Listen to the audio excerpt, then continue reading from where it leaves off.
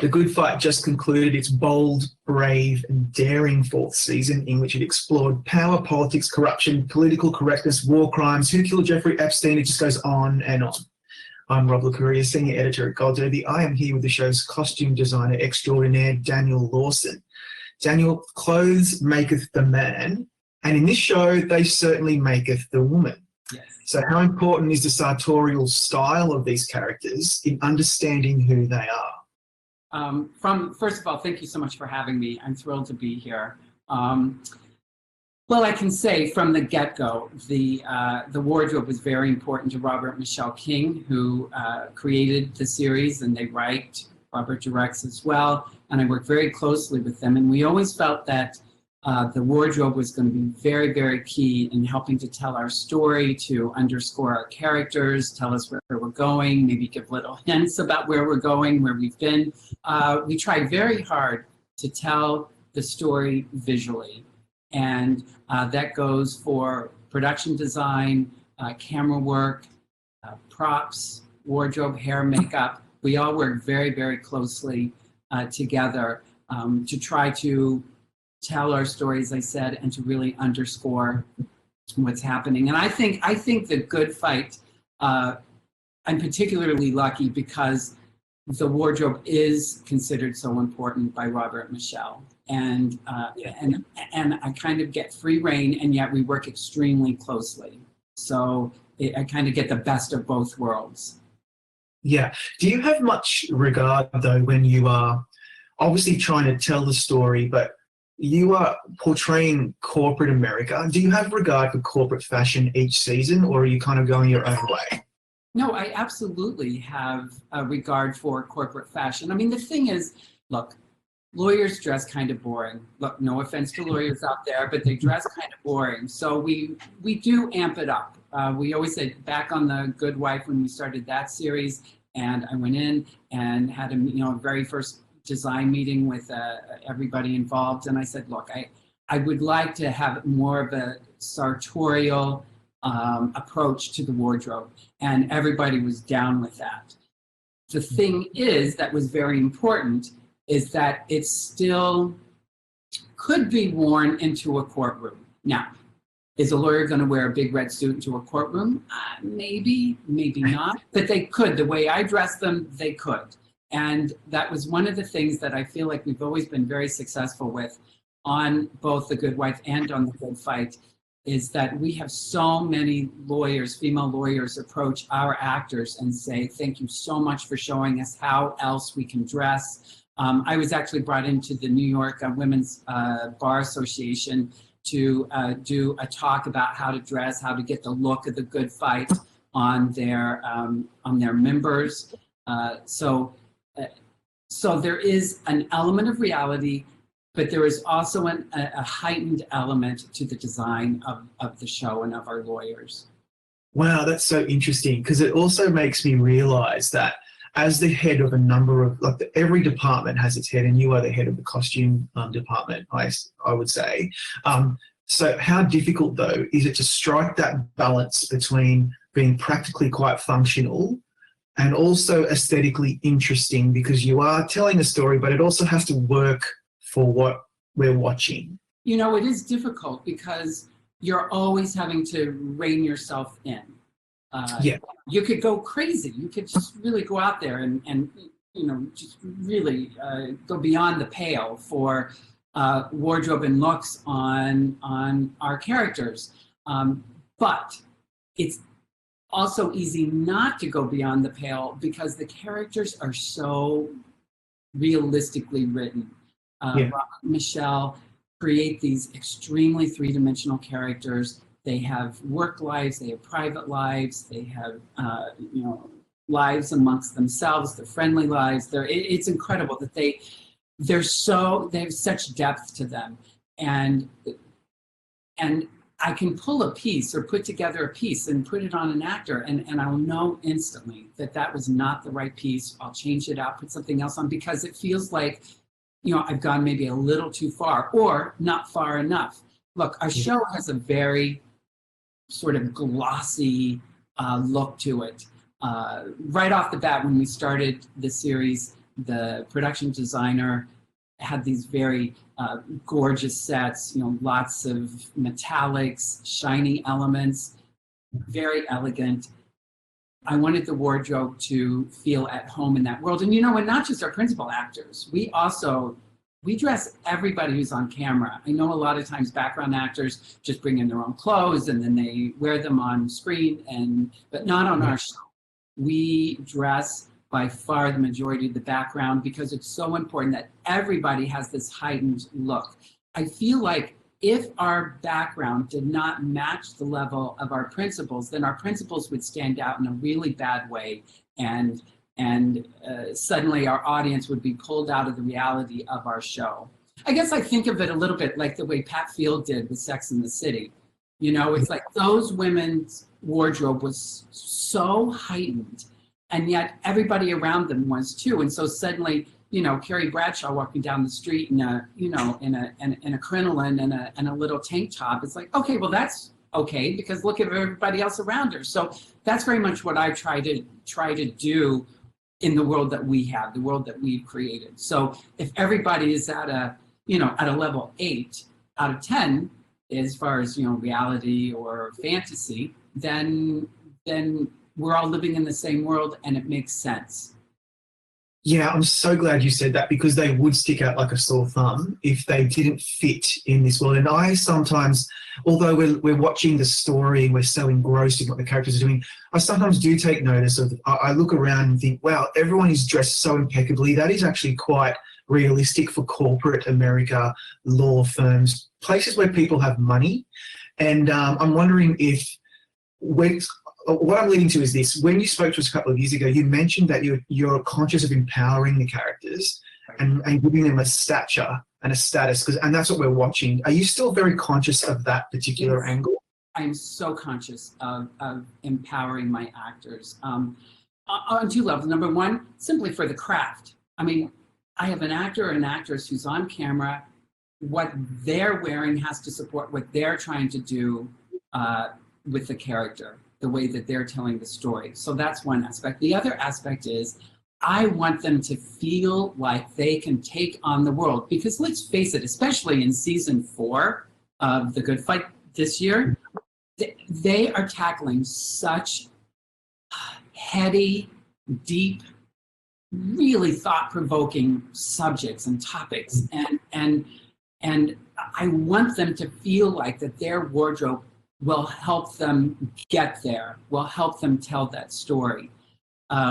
I think that the wardrobe, as I said earlier, has always been such an important part of the show.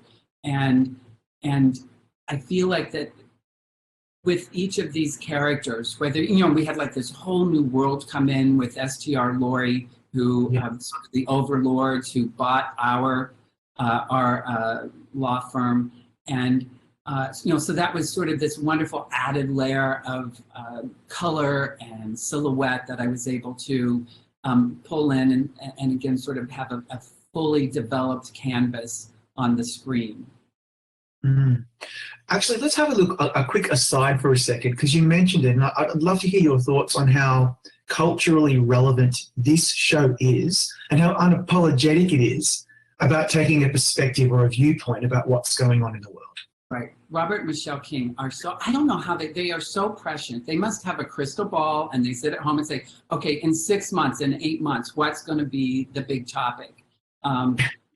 You know, and we confront race and racism head on in this show. I would say we're probably, 75% African-American actors, Black actors, brown actors. We are really diverse. We've got to be one of the most diverse shows out there, especially on, you know, on a CBS show perhaps. And it just,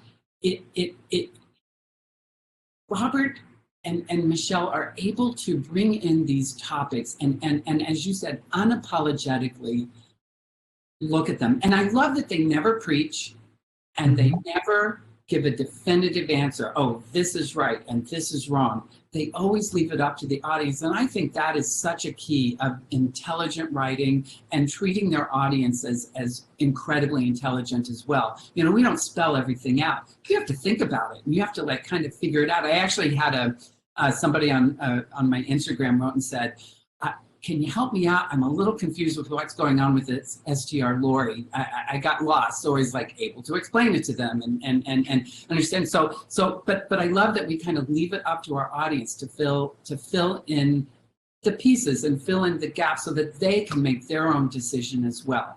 But you know, this season we dealt with our government, we've dealt with racism, we've dealt with corporate America. We've dealt with Jeffrey Epstein. I mean, it just goes on and on and on. And they approach it from such an intelligent way that I feel like if the wardrobe doesn't match that intelligence, then I've let them down somehow, you know? And I want the wardrobe to sometimes be sort of as baroque or as layered as our stories are. Yeah, I love that, and I think you absolutely do. You achieve that. I want to get a little bit more superficial now because I can't help myself. Christine Baranski in patent leather dominatrix outfit. That's all I really need to say. Yeah. Okay. First of all, can you even believe how amazing she looks? So the script came out, and she was like, okay, well, we're not doing that. I was like, no, well, of course we're going to do it. And she's like, no, we're not doing that. I'm like, Christine, you got to trust me. She's like, of course I trust you. So she came into the fitting room and we had a million different types of latex and leather and and I'm telling you, she has got the most smoking, rockin' bod of like any actress. I don't care if the actress is 20. I don't care if the actress is 70. She's got an incredible body and she knows how to wear clothes, whether it's a super high-end designer label or it's like the $39 latex top, you know? I mean, she knows how to wear it. And as you said earlier about empowering, she knows how to let that wardrobe empower her and inform the scene, the situation, the thinking for her in the scene. So I was so excited. And, you know, look, we employed like some of the theatrical tricks. You know, you do a couple of layers of pantyhose, that sort of thing that keeps everything in place, no jiggles, you know, that sort of thing. Although I don't think Christine's got anything that's going to jiggle on her body. She's incredible. But she was so, I can't even tell, it's beyond appreciative. She and I have always worked extremely well together, extremely closely together. It is so important to me, and our trust is I trust her. You know, look, you got to listen to the actors, and every now and then they'll say, this just doesn't feel right in the scene. And it's like, okay, you know what? I trust you. Let's figure out what's going to make you feel right in that scene. And then there are other times where, you know, like with this latex stuff, and Christine was like, oh my God, I don't know, Dan, come on. And I'm like, no. And, you know, we get it on, and she's like, oh my God, I feel incredible. I mean, I feel incredible. So I love that. I love that she's able to take it all on. And I will say, look, a lot of times you think, oh, I've got like one amazing in the barrel.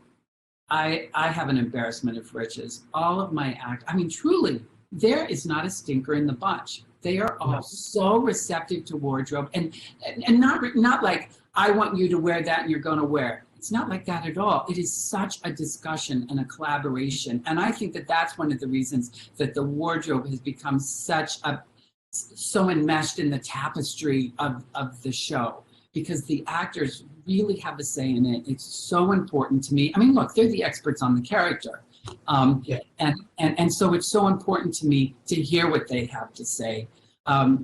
Christine was so, and oh my God, and I love it. You know, like I had like the $1,000 YSL knee-high boots and literally the 1999 like hooker boots in the room, and of course those were by far the best ones. You know, not to disparage YSL, but you know these were amazing. So it's, you know, that's the other thing on the show. We always go high, we always go low, whatever helps me tell the story, whatever the right piece is. I don't care where it comes from. I mean, I've brought pieces in from home before for our actors. It doesn't matter to me whether it's resale or the super highest end. If it tells the story, then we're good. Yeah, and I don't want to objectify Christine Baranski at all, but I was blown. She would love to be objectified. Okay, I'll take your word for it, but I was blown away. I just thought, wow, she's in such great shape. What's her secret? So yeah, good work on that one. Thank you. And I have to say, we had this thing. So for the second latex look, they wanted to be sort of like a cowboy. Yeah. So I thought it was supposed to be a joke. I mean, I usually don't miss the mark, but I thought it was supposed to be like a joke. So I had this like really amazing latex dress made in London. I mean, and I don't know what's going on in London, but all this latex stuff seems to come from London. So we had this great, it had like fringe and embroidery and yokes, and it was so, and laser cut. I mean, it was so amazing, and what I designed, what they built and all that. And I sent the pictures into Robert and Michelle, and they were like, oh, it's funny. We wanted to be like really sexy and sultry. And I was like, oh my God, I thought it was a joke. I thought it was a joke. So we went back to the drawing board. But even then, Christine was like, oh my God, this is how can there be so many good latex outfits that you found for me? Yeah. Who knew? Who knew? And it also reminds me that episode 4, the gang is satirized in this ridiculous play, Cocksuckers in Chains. Yes. That would have given you, like, it's not often that you just have kind of free reign to do some really silly and zany stuff, right? Right. And I was so excited. The thing in the story, the actors have to like rip away their wardrobe on stage and go from one look, like their corporate look where they look like Diane or they look like Adrian Bozeman, into these characters like a dominatrix or a mid-19th century slave. So I had to figure out how that wardrobe could rip away. And and director actually said to me, he's like, look, we can stop the camera and we can pull it. I'm like, no, we cannot stop the camera. We will not stop. It has to be like a play. I want it to run continuously. We have to make this work. And those actors were such good sports. I mean, they worked, and because I can provide all the elements, but they still have to sort of figure out how it rips away within the scene, how they do it cleanly, how they do it in character, what happens if one little part sticks. So they were so wonderful about really trying and figuring out, if I collapse my shoulders, the arm's eye is going to come off easier, that sort of thing. And my whole team was so excited about doing this. I mean, really excited. And so we figured out how to do it. And it was like a combination of Velcro and magnet tape. And they were able to play the scenes all the way through and then rip it away as they were supposed to. And it was also really fun to sort of heighten what our characters were. Like on the character who was supposed to be Diane, like her shoulders were extra big, and Bozeman is like, he had extra elements to him, like anything that kind of pushed it a little more to heighten it on stage. And the other thing that we tried to do is, I was worried that our audience, our viewing audience, wouldn't quite get, that's supposed to be Diane, that's supposed to be. So I wanted there to be something that also sort of color-wise that really pulled them into our characters within the episode. Like there was the scene where Liz is watching and she's in a blue and the person on stage is in blue who's supposed to be her. And so it was really, and we were in a theater. I felt like I was back to my roots. Making it all happen there. And we had a live audience, and I got to tell you, so the audience had no idea that they were going to rip away their clothes, and so so the first time they did it, they had no idea, and so they came around and they ripped off, and as a costume designer, you're like, yes, because they gasped. And it literally was like 1 second, that they were in one look and then in the other look. So it was very exciting. I'm so glad you liked it. That's the episode I put up for Emmy submissions because Yeah, I would have said if you didn't, I would have been like, you need to change because that was the episode for you. Because you get everything. There's everything in that, and wow, and we were also really lucky because so many of the other storylines were so good as well. You know, like with Kush Jumbo, who plays Luca, and everybody had something in that episode. So it's just, and I love dressing my people. I mean, I love dressing them. It's such a great story, such a great cast. Well, before we finish up, we're running out of time, but I wanted to quickly talk about awards. You've got 2 nominations for The Good Wife back in 2010, 2016. That was one of the best shows ever back in that day. But speaking of awards, I really sometimes get quite frustrated with people who vote on awards because they tend to give contemporary costume design a bit of a short shrift. If it doesn't have thousands of bonnets and bows and big dresses, then it's not the most costumes. And I'm wondering, what's your thoughts on that? Because you're a contemporary costume designer primarily at this point in time in your career. What are your thoughts on that disparity? Well, I mean, I certainly, the first year that we were nominated was for The Good Wife. And I think we were beat up by the Tudors. And I'm like, oh my gosh, how can we ever compete? Now it's sort of separated. So now you have contemporary within a category and stuff. Look, I think both period wardrobe and modern wardrobe contemporary wardrobe have their distinct challenges. I think one of the biggest challenges with contemporary wardrobe is that every single person is an expert. You have a closet of clothes, I have a closet of clothes, everybody has a closet of clothes, and we all walk around in the same world.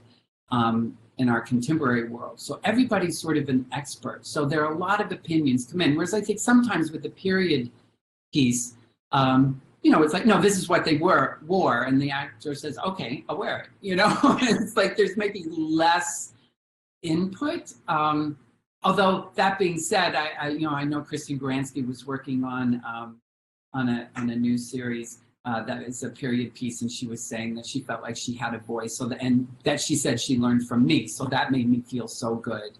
But I think contemporary wardrobe is extremely difficult, and to pull off realistically, and again, it could be the most heightened, crazy, colorful world, and if all of the elements add up in that world, then our audience will believe it and take it in and believe that world. And as soon as, quite often I feel like with contemporary clothes, or contemporary shows, as soon as you notice the clothing, you're sort of dead in the water.